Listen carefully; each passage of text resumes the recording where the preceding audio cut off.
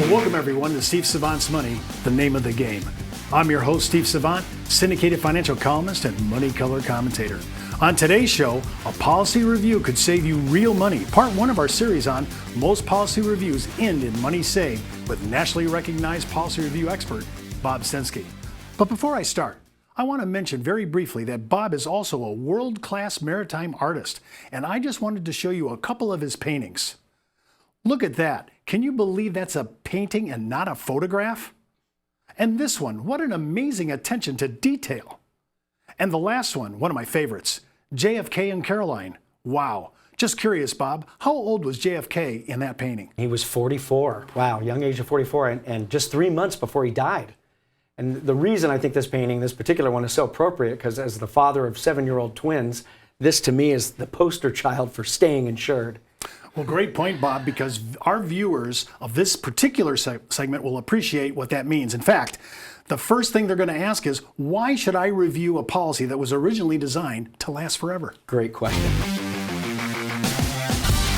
So you would ask, why would I review a policy, Bob, that was meant to last my entire life? Well, I'll tell you, there's a very good reason. If you own a universal or whole life insurance policy that was issued by one of the big mutual companies since before 2009, there's a 65% chance that you're on the Titanic and you wouldn't even know it. And those are industry numbers. And I'm going to show you why the Titanic is such a good analogy. If you view your original policy as one of those great fancy old ocean liners, right? And the cash value, these are the smokestacks, is the coal that you have to burn in order to get across the Atlantic. But you've got two big problems looming ahead that you can't see on your annual statement, okay? And the first one is the fact that people are living longer lives, okay? Do you know the mortality tables have been updated about 5 times since 1958? So if you haven't kept up with these price decreases and you're healthy now and anywhere from age 45 to 75, you're probably overpaying. It costs less to insure a man of 65 today than it did 25 years ago. Think about that. The second thing, big problem that you're not going to see on your annual statement is the effect of the interest rates that have been down for 10 years now. Okay? What that means is that, for example, a policy that was issued in 1990 and you're making 9% on that whole life policy, for example, you haven't been making 9% the last 10 years. You've been making about 4%. And what's really scary about all this is the fact that your annual statement doesn't tell you when you're going to sink. That's really critical. In fact, that's so critical that it doesn't make this an iceberg. A more appropriate image would be Jaws. And I'm serious, because now you're in danger of having your policy lapse, and you never, ever want to do that, okay? But there's a float sticking out of the water here, and that is the policy review. We call it a snapshot. Okay? And what that has an element in it that your annual statement does not have, and that is the in-force ledger. Okay? That's going to give us the time element and see how your policy does today, moving forward, as opposed to in the past. And not only will that in-force ledger tell us about the icebergs that may be lying ahead of us, it will also tell us instantly whether or not you qualify for a refi, which is a permanent reduction in premium without compromising your coverage. I mean, if you're healthy, this is really a no-brainer. And then you can go back to being king of the world. Thanks, Steve. That was an excellent illustration, Bob. Let's talk about, when we're talking about policy review, so many things have happened, and I'm looking at life insurance from a mortality point of view. Talk about the changes that have happened in our industry and why this could impact us purchasing or reviewing our policy. Wow. Well, as I illustrated, with mortality extending out, which is decreasing the cost of new policies, it's going to make your old policy look very expensive. And that combined with low interest rates that have been consistent over 10 years, that's going to create more of a critical mass where your old policy is not performing up to standards.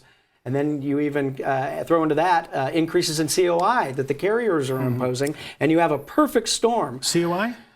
Cost of insurance. Cost of insurance. Okay. Just making sure we're not all hit. Yeah, and then you have a correlation of forces, a perfect storm, as it were, that necessitates reviewing your policy, or like the drawing showed, you could be, close to sinking.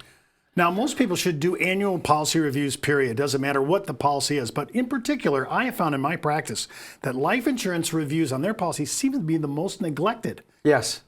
Absolutely. Well, you review other aspects of your portfolio, your security side.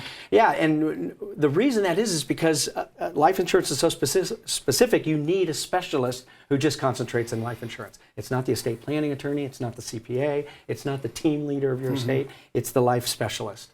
And oftentimes that's neglected because that's not their area of specialty, and yet they may be the owner of the policy within a trust, for example. So it's easy to get overlooked.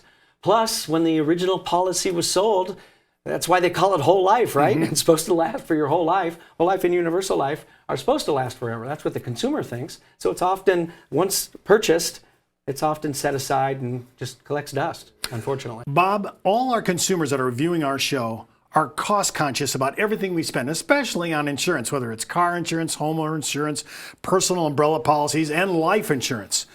I don't want to pay any more than I have to. I want to cover my family. I want to make sure my business associates are indemnified. I want to make sure the charities that I love go on to perpetuity, but I don't want to pay one more dime than I have to pay for life insurance. So when I'm doing a policy review and I'm coming to you, that's my end game as a consumer. Absolutely. And as I mentioned, the correlation of forces with consistently low interest rates, mortality extending, people are living longer, and you combine that with rising cost of insurance fees, and you have to review your policy. I think that one of the big things that we like to do on a policy review, because we've had 5 major changes. Those changes in mortality have dropped the price tag. Yes. Some people have their policy sitting in some dust collecting safe, which I like the safe part, but it's been there and they haven't even reviewed it. There's money to be saved in this, and everybody says, Stevie, is there more money to be saved in car insurance, home insurance? No. The most money to be saved on regular defensive postures like life insurance as a defensive measure is always going to be the #1 place I go to save money right away. Now, when I'm talking to you and you look at these mortality changes, the price tags have changed not only on permanent cash value, but on term, everything has changed. So we're really entering a mortality revolution, and that's why people should say, I need to look at this again and save some money. Absolutely, because this, again, we're talking about new policy pricing, but that's what makes your old policy look old, like an old dog. And that's why you need to review it, because you can get this new pricing. And again, with mortality extending, people are living longer, and even if you have no more impediments than you had 15 years ago, you could get cheaper pricing because of the mortality change. Now, Bob, you talked about a percentage that was really, I thought was an industry number that was really shocking.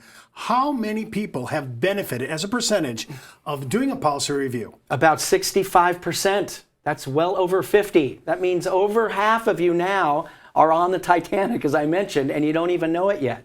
All the more reason to review your policy.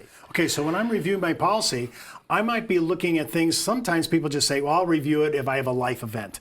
But you're saying, no, we've already had several events, one of them being the mortality revolution and its impact. That's why you want to review today. Absolutely, absolutely. So when I'm looking at 65%, I mean, that means that you guys are agnostic. You're not going to care who the carrier is. No. And 35% will not change. Right. They're in a good position or they're in a position that can't be changed. You're going to look at that. Great point, because then you're going to get an answer, hey, stay put. You're already in good hands. So always review first before replacement. Don't forget to watch our next segment on life events can trigger necessary changes in your policies. Part 2 of our series on most policy reviews end in money saved. And keep in mind, before moving forward with any of the ideas on our show, always check with your tax consultant, legal counsel, or financial advisor. You've been watching Steve Savant's Money, the name of the game.